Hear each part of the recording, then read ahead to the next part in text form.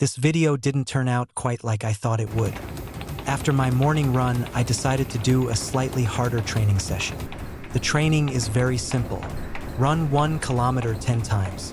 I had problems with my data, so I had to repeat the test more than 10 times, which meant that the time between the tests was not the same, which affected the result. So I've just chosen to use the data for the last 2 runs, because this test is completely irrelevant right now. 2 days after this test, it went completely wrong for me again. That's also why it's been a while since I've made a video. But as you can see from the test, there is virtually no difference. The only small difference is the cadence. My body felt great after the test, but the most important thing was that my head felt good too. But 2 days after this training, about 5 kilometers into my morning run, my head completely shut down.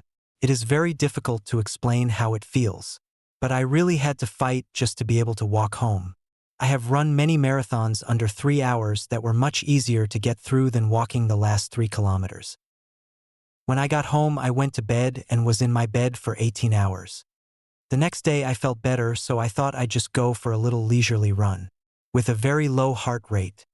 It went okay until I got home, then the head shut down again. So for the last few days, I have only been able to run 4 kilometers a day with an average heart rate of around 100. So I'm really struggling right now. But today I went out to one of my special places. It is approximately 2 kilometers from where I live. Regardless of how dry it has been, it is always wet here, which makes the surface extremely soft to run on. So this is where I will train for the next period, to protect my head as much as possible. I always try to find a solution, and even if things don't look very good, then I just don't give up. No matter how I feel, I just get happy when I experience this. My big dream is to see a wolf. I know there are some in this forest,